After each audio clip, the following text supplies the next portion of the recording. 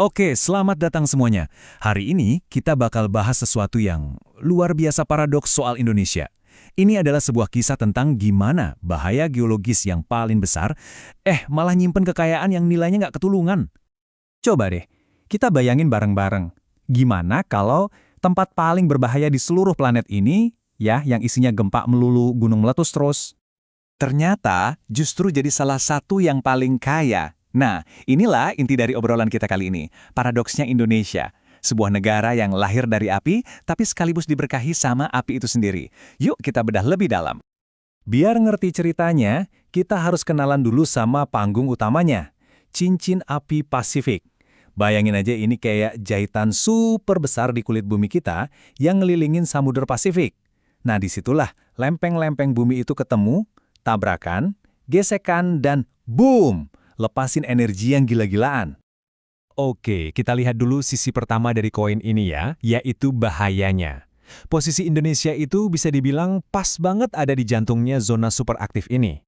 Jadi tinggal di cincin api itu artinya ya hidup berdampingan sama risiko setiap hari.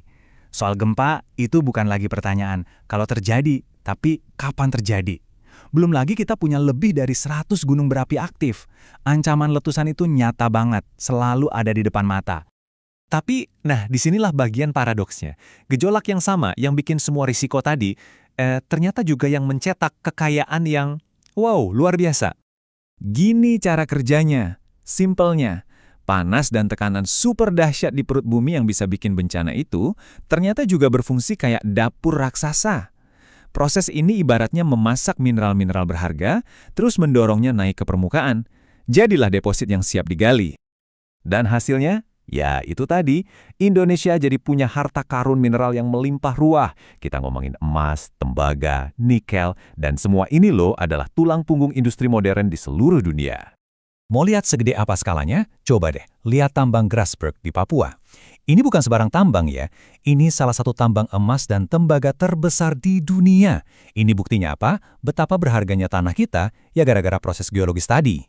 Terus, pentingnya buat kita apa? Coba deh, lihat HP yang lagi Anda pegang, atau bayangin mobil listrik yang makin banyak di jalan. Nah, tembaga dan nikel dari Indonesia itu bahan baku super penting yang bikin semua teknologi itu bisa jalan.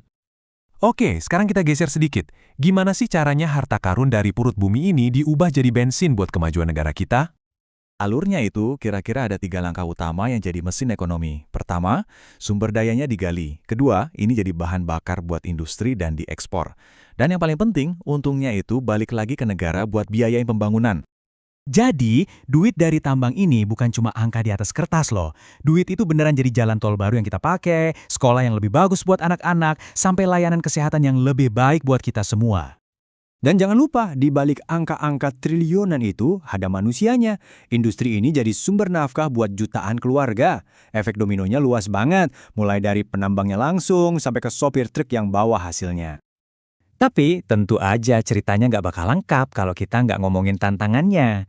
Soalnya ngelola kekayaan segede ini, ya tanggung jawabnya juga segede itu. Nah, ini dia bagian yang rumitnya, mencari keseimbangan.